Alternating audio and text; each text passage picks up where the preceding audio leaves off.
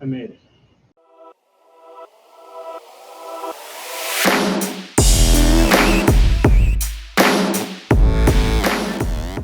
I couldn't find any almond milk, so 210 calories worth of milk right here.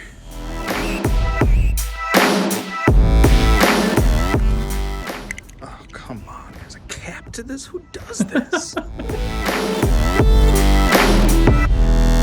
I love man milk! That's gross. It's all over.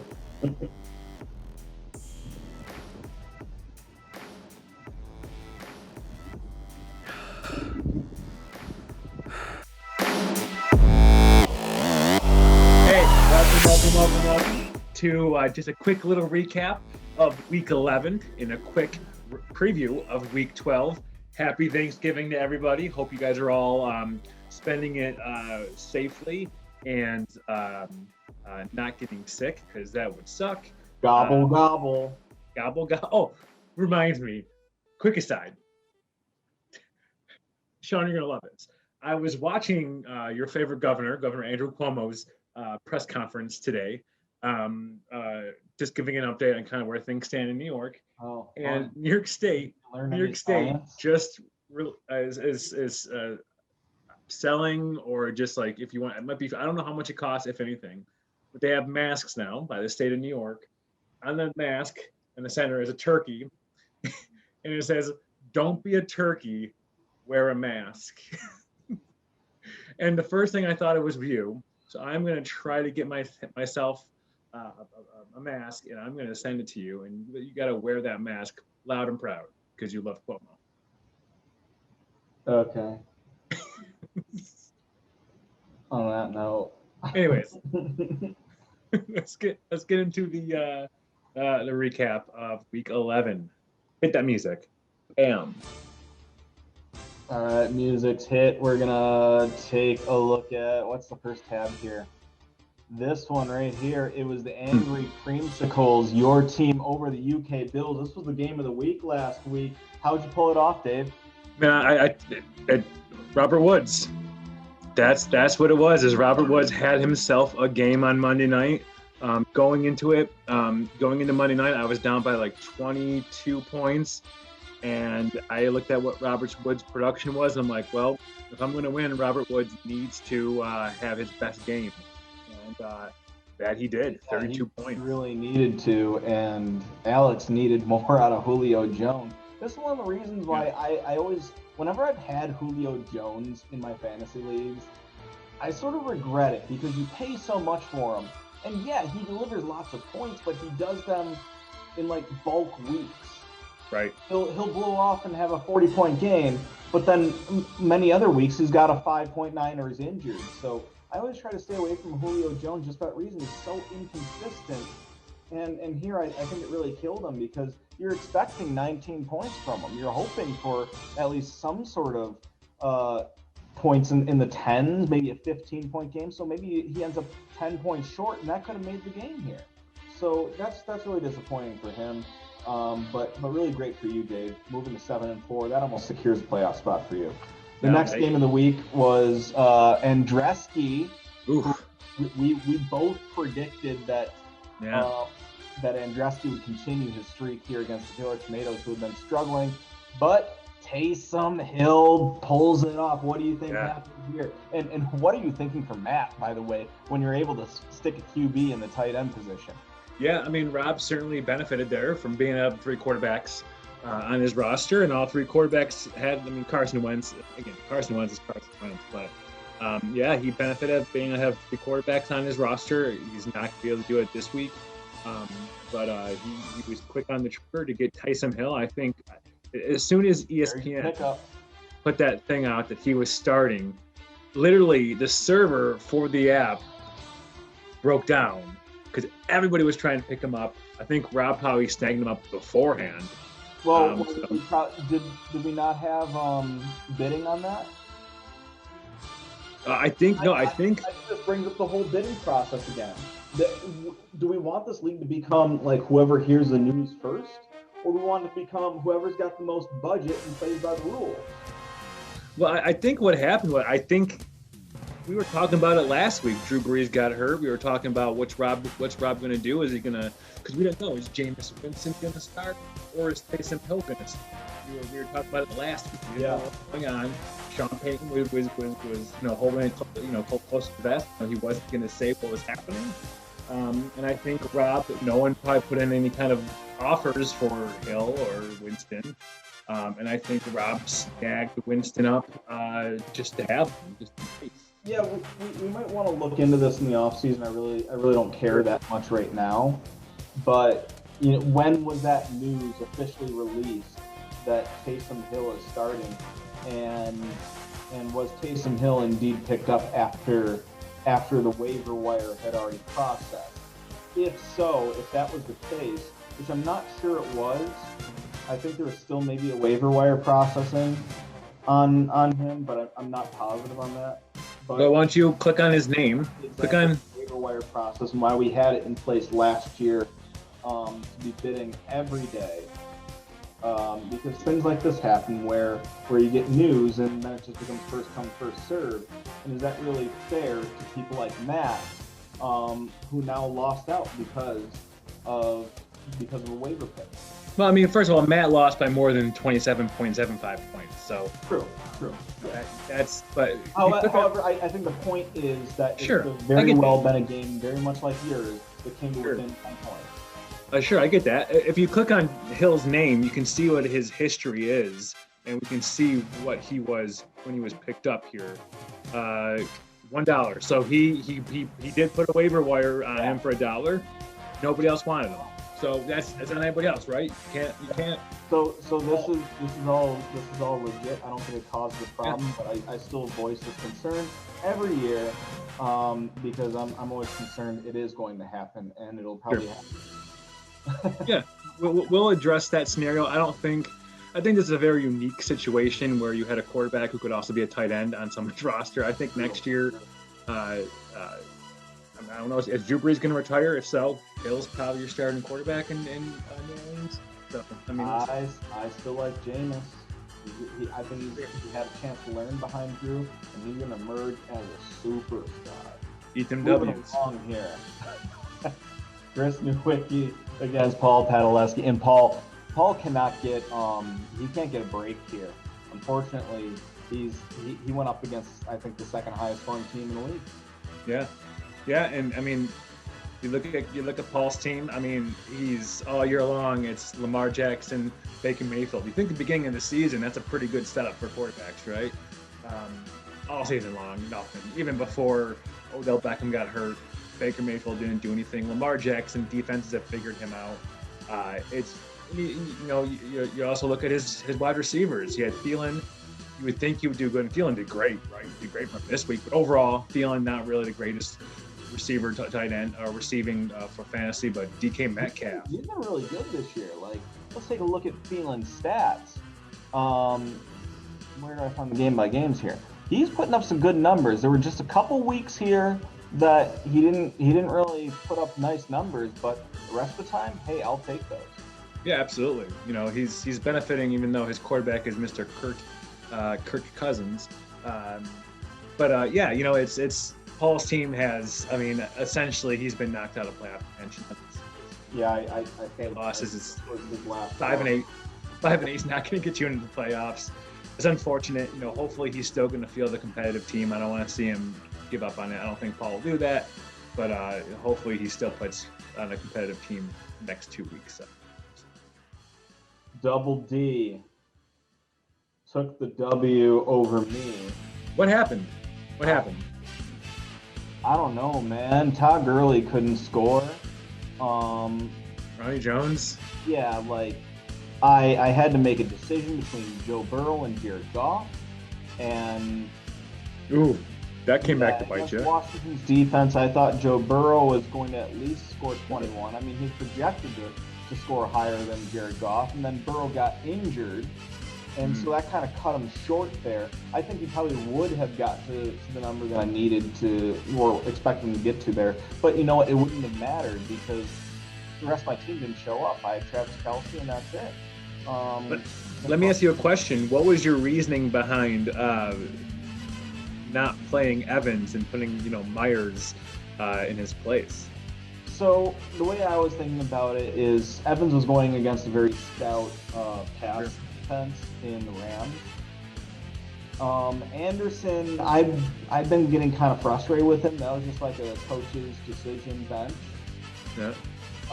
Where he had been scoring probably just right around where he has scored, where he did score here, right around like 10 points. And I got to the point where there's always someone on my bench who's scoring higher, so I just need to make a decision to bench Robbie Anderson here. And then it was really down between Brandon Cooks and Jacoby Myers. But, I thought Myers had the better matchup, and he had a few good weeks in there, so I went with Myers. But either way, I don't think it would have made a difference. Even if you gave me the opportunity to replace my worst players with the best players on my bench, I still don't think I would have beat Derek in this. Yeah, doesn't look like. I mean, Double D had a game that he needed. Derek D. Double D needed this game real bad to get back into the playoff hunt, and he did. I mean, we'll see what the standings are. We'll see right after this game here. This is the last one of last week's slate. Anton crunches on Ben. Dave, do you feel foolish for laughing at Anton earlier in the season? No, I don't think so. I think I think Anton. You looked at his team that he had going into that bet, and it was very heavily on the San Francisco 49ers, right? Couldn't stay healthy for shit. That team couldn't. Isn't it crazy how he's made some good moves? He's made some great moves. He's made some good trades that have really benefited from him. I don't think there's a that he made where he lost by a large amount. And his players are starting to put together some runs. Aaron Rodgers. I mean, didn't really have the greatest game. Aaron Rodgers. I mean, still 28 points. That's not nothing. Philip Rivers. I mean, he's never really been a great fantasy quarterback, but he's scoring over 20 points. I mean, that's a good day. Yeah, and everyone still in the teens except for Nyheim Hines. And several good players are on buys right now. So yeah. I think he's in good shape. Yeah. Let's take a look at this. Our standings you made after our predictions last week. You made some headway on me. I mean, I can't get any of these right now. I literally can't get any of them right. I lost all of them. I went 0 for 5 last week. Ooh, that's not good. Yeah, 0 for 5 is not good. No. I mean, I only got 2 games right, but that's. I mean, two's better. I already had that lead, so this could be a huge week here. By the way, I could clinch this because we're not going into the playoffs, guys. By the way, Sean and I decided that we're going to end at the regular season, just so whoever wins has enough time to actually put their ornament on the tree in time for Christmas. So Sean here, I mean, I got a 4-game lead on you now. I mean, you have a bad week again, it's clinched. So we'll see. Getting close. Also getting close are the standings here. Look at that. Yes. And, I kept saying I feel really bad for Paul because he's got the second most points against in the league. Mm-hmm. I mean, he's every week he's getting trolloped on. But we should really have a pity party for the Muppets here. Why do we want a pity party for the Muppets? I would like to have a pity party here because I'm 5-6,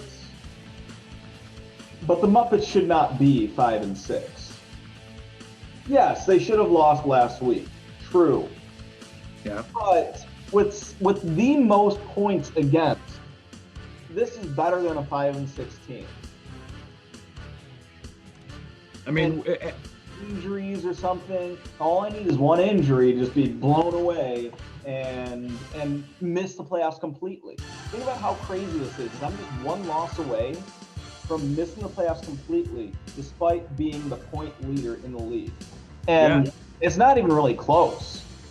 It's the closest person to me is Chris, and he's 60 points. 5 points behind. Yeah, I mean, it'd be quite bizarre. I don't think this would happen very often in any fantasy league where the top point scorer misses the playoffs completely. I mean, I've got to point it to my divisional record here. I just can't seem to beat teams within my division. But if you look at my division, the Biddies, yeah, everybody's in it. Look at your. What's that? Everybody's in it in the Biddies division. The bums, you have a top and a bottom. And everyone's got a losing record. This is like the NFC East, you know? Who's going to be good enough to... So right now, the playoffs would be Chris and Dave getting the buys. Ben versus Alex, and Anton versus me. I have the final, Alex has the final wild card spot right now. Crazy. And get 2 weeks left. I mean, anything can change. I think it's safe to say myself and Chris have secured spots, thankfully. I don't know if it's safe to say that. I mean, I think you look at where things stand now. If I go to 7-6, sure, you could lose out and go to 7-6. 7-6. Plenty of teams, the Biddies, that can get to 7-6. And to be honest with you, you're not looking fine in the tiebreaker. You're about halfway there. You could easily be bumped out. Sure. Yeah. I mean, we'll see. We'll see what happens. You know, it's still too close to call. This is like the election.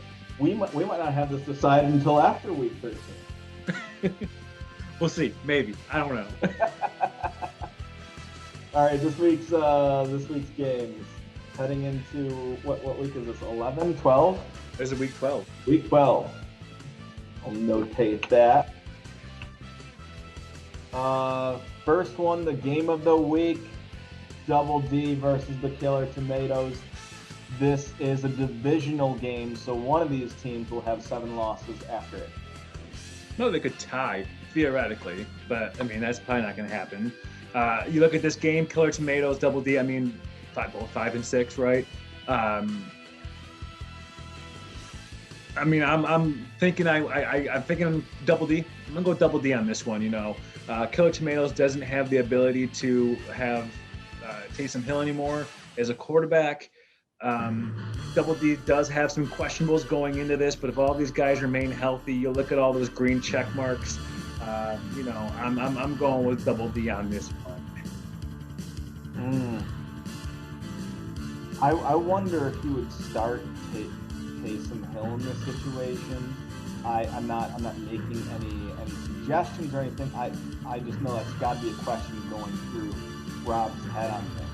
Or Tua. Especially after last week. I mean, it is a risky situation because, hey, they could roll out Jameis at any time. You don't know when that's going to happen either. Sure. So I do think that there's a lot of decisions that Rob has on his plate. And just knowing... Rob's got 5 quarterbacks on his roster right now. Yeah, and any one of them could just be useless. I don't even want to say go down with injury. I mean, that can go with anyone, but right. Three of these right now I think are too difficult to start. But if they're in their roles, I think they're very startable quarterbacks. Sure, absolutely. I mean, there's just so many things that he has to decide here, and generally when I have games where I have to make a lot of decisions, I end up making the wrong one. So I'm gonna go with Double D on this one. 2 Double Ds, huh? We agree. Yeah. Moving along, UK Bills and the Muppets. I'm dreading this matchup. Just dreading it. Yeah, I mean, yeah. I mean, the only thing that I think I'm in a good position for is that Alex is starting Selvin Ahmed and Sam Darnold. Mm-hmm. For now, I mean, a lot can change. I mean, they got till Sunday to make changes. I hope that's like I hope that game finishes 3-2. Like there's a safety and a field goal, and that's it. That's how I hope that game finishes. Two of the most boring teams on the planet. Yeah, I don't think so. You know what? I know you're dreading this one. I don't know where you're gonna go, but I'm gonna tell you my prediction before you say yours. I'm going with Muppets on this one. Reason being is there's one particular matchup that I think is gonna hurt UK Bills' chances, and that is the Colts versus the Tennessee Titans. Colts have a sneaky good, I think, top 5, top 3 defense in the league this year. No one's talking about it.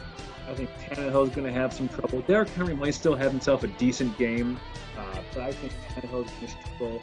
Henry might struggle, I think that's going to come down to be the difference in the game between you two, that Tennessee guy and the network match. I'm going to go with myself on this too, even though it's against my better judgment. I just don't want you to be right. Right. Look at that week 3 matchup between you guys. Yeah, 60 points. Very good matchup. I think this can absolutely go your way. And there's 2 people on my bench that were on my roster that Ronald Jones. Sure. Andre Hopkins surprised me. Hopkins could either blow up and win me this week, or he could lay an egg like he did last week and lose me. So those are my 2. I don't know what to do with them. So, but I'm going to go with myself just because the projection says so. Anyhow, this matchup also has playoff implications. Sure does. Andreski is in a position to be like I don't think he'd want to lose this one, but I think he could possibly and make it in at 6 and 7. Mm-hmm. But you cannot lose both of them. Meanwhile, Ben is in sort of a very similar position where you could probably lose both of these and still make the playoffs, but risky if you can. Right. Yeah, I agree. Who do we got on the bench for both teams here? Nice. They both have projected to get 69 and change on their bench. Nice. No, I'm sorry. Really, averages. I'm sorry. Itty Bitty's average is 69. His bench does, and Andreski's projected to get 69. Yeah. This game's tough. This game's tough to forecast. I'm gonna see what you say first, though. Okay, so for this one, I think Kamara's gonna be running a lot. Herbert's gonna have a tough week. Gronk's gonna. I don't know about Gronk either. Or McKissick. No, I don't know. Again, this kind of goes back to what I was talking about earlier. There's too many questions that I have here. Yeah. So I'm gonna go Ben. Yeah. I hate to agree with you because again, I mean, it's essentially like his lineup seems okay. These are the best people to play. I think Ben's team here. A lot of question marks, and like you have people on your bench. You're like, oh, should I? But I don't know. Mm-hmm. So I love it when I have weeks like that. What Ben has right here, where everyone you have in your starting lineup, you look at your bench and you're like, no, none of these players on my bench deserve to be in my lineup above these guys. Sure. I'd agree. You don't have that question, so yeah, I'm gonna go Ben on that. I'm going to go with Ben as well. I think this is a game Ben's going to win. Padaleski, can he get a win against the Angry Creamsicle? I mean, I'm not going to bet against. Never been bet against myself yet. Just going to continue that trend. And this week I can't afford to bet against you, even though you are starting Wayne Gallman. and he's wait, no, he's not projected to outscore Chubb. Okay, sorry. I was never mind. Yeah, I mean, Paul can still put up some numbers though, man. Like, let's go back to the standings here. Actually, no, he's got the lead. I thought he was higher up. Oh shit, I just closed that. Okay. Yeah, so I'm just gonna go you on this. I think this should be an easy win. Although Paul, I'm rooting for you mostly because I still want to see that WAP video, and also, hey, whisper, Adam Thielen's out, so change that. He's got the COVID. That's his team. Minnesota's his team. I hope he knows that. I hope he's. Again, I mean, a lot can change from now until Ride or die Vikings, man. Prince lives up there. He lived there. Lived there, yeah. Lake on the shores of Lake Minnetonka. Yeah. Last game of the week, Chris Nowicki and Anton Mariani. You know what? This is the game of the week. I think this is the game of the week, right? This is because you got a hot team like Anton. I think the matchup is the game of the, or like players, the players involved could be the game of the week, but Chris without playoff implications really on the line. Anton probably on the better end of the playoff picture. I that's why I didn't have it the game of the week. Okay. Well, I'm going with Chris on this one. Yeah. Anton's favored. I just look at all these matchups. I think. Well, let me look at these matchups again. Hold on. Yeah, I think this is tough. This is a tough one because, of course, you got Patrick Mahomes, right? But he's going up against a tough Tampa Bay defense. Aaron Rodgers going up against Chicago. I mean, look at all those green check marks. Mike Davis. I mean. All right. Oh boy. My prediction, and again, I'm sticking with intuition on this. Whenever I look at my own roster and bench, and I've got questions of should I be starting this guy over that guy or whatever, that's when I typically lose. When I've got a roster like Anton's, where you compare your starters to your bench, and you look at your bench, you're like, there's no way any of these guys should be starting above any of these guys. Mm-hmm. There's just no way. Whenever I have confidence in it like that, I tend to win. So I'm going to go Anton. I'm going to stick with Chris, just so we can have one game difference. So I can make up one game on. So you can make up one game, and then we could honestly just pick the same ones. And we could honestly just pick the same ones over the next 2 weeks, and you would win. Good. I could use that strategy. We need to have that back and forth there. So right. Sometimes you pick first, sometimes I pick first. This is going to be interesting for next week now, knowing that you're going to have at least 3 games to make up. So I'll be willing, since I'll be in the lead going into next week by at least 3 games, to say all my predictions first, and then it's up to you if you want to go different. I mean, what do you have to lose, right? You're going to lose anyways if you pick with me. I mean, so it's. And I already told you, I've already procured an ornament. The question is it going on my tree or yours? Interesting. The interwebs, the fans of this TV show, the millions and millions of weekly subscribers the Biddiecast has, the #1 rated TV show on the Biddy News Network. Everybody wants to know the answer to this question, and we're going to know a week from now, 2 weeks from today. No, 2 weeks from today. Ooh, can't wait. It's going to be a December to remember. All right, well, that's excited. all from Dave Fest and Sean Klein on the Biddiecast. Yes. As always, guys. Again, happy Thanksgiving. Have a great Thanksgiving. Eat tons of food. Gobble, gobble. Have a good turkey day. Stay safe. And go fuck yourselves.